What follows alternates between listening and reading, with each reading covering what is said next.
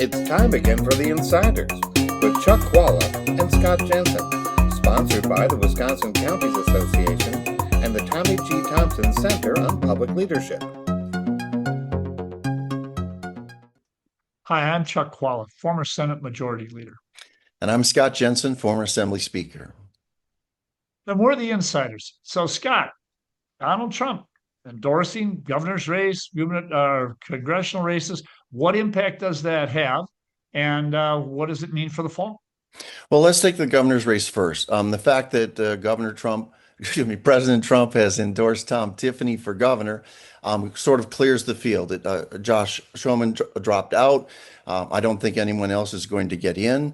And that really is very, very valuable to the Republicans to not have a bitter, vicious Republican primary fight. So far, it was fine. There was no blows thrown, but we'll skip all over that. Our Republican candidate, Tom Tiffany, will be able to conserve his resources and also begin to position himself on the issues he wants to emphasize in the general election, rather than talking about things that the Republican base wants to talk about in a primary. So that's very valuable for him to have that kind of time, those kind of resources. On the other hand, the Democrats will continue with their primary with 10 candidates, and they'll be taking shots at each other. They'll be depleting their resources as someone tries to, they got to spend everything they got to make sure you get to number one and you win the primary. And they will come out of that primary without resources, which is the way Republicans have come out of primaries in the past and not quite been able to find their footing after that. So that problem now is on the Democratic side of the aisle. So on the governor's race, I think this is a positive development, very helpful to the Republicans. With regards to the congressional race, it's a different thing there. You have a young person who even the media continues to identify as Sean Duffy's son-in-law rather than Michael Alonzo by his own name. And the headlines all say Sean Duffy's son-in-law endorsed by Trump, not Michael Alonzo endorsed by Trump.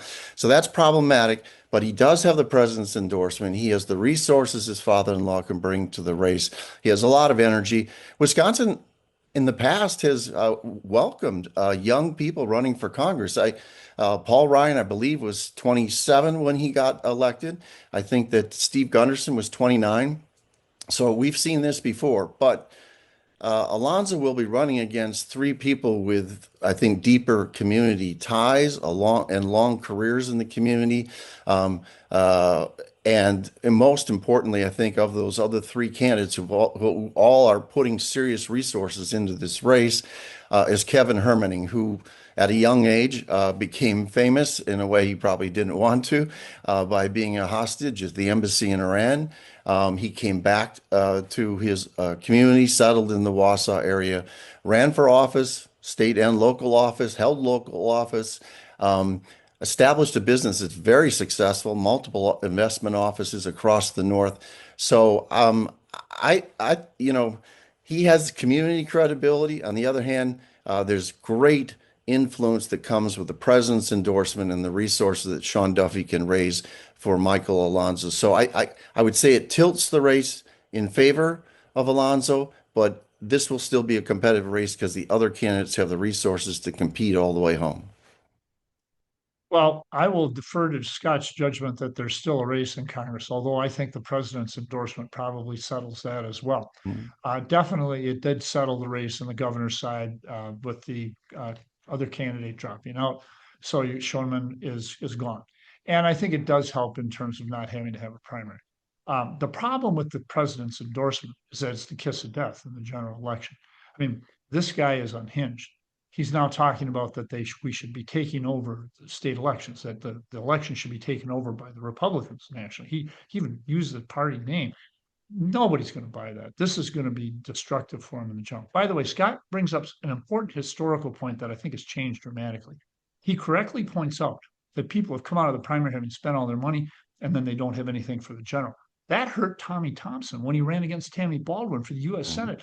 He spent everything in primary, won in a very competitive primary, and he had no money. And the Republicans nationally, this was not Tommy's fault. The Republicans nationally didn't have the money there to go out immediately after the primary and define Tommy and define Tammy. That cost, I think, that may have cost Tommy Thompson the election. Scott seems to be an agreement. Yep. The problem is for Scott and for Republicans is that that's not the way it is today. Yes, there are 10 Democrats in the primary right now, but they already have announced a plan so that they're ready to go out immediately and put the money into the race and do it. So that's what's changed from a just political malpractice by the Republicans nationally, the Republican Senate Campaign Committee years ago on when Tommy Thompson came through. So that's not going to be an issue. But the bottom line, this topic we've been talking about is President Trump's impact. It's a really dramatic impact. And this is the devastating thing for Republicans. You can't win with him and you can't win without him. You have to have his endorsement to be able to win the primary. So unless you can avoid any endorsement at all, which is not the way he likes to play it, you're going to have his endorsement, you're going to win the primary. But then you're not going to be able to win the general election.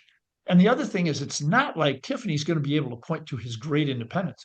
This is a guy who's talked about and introduced a bill to have abortion, a 6-week ban on abortion. Wow. That is not something that's going to play with independence to go with a theme that we often talk about, independents decide these elections.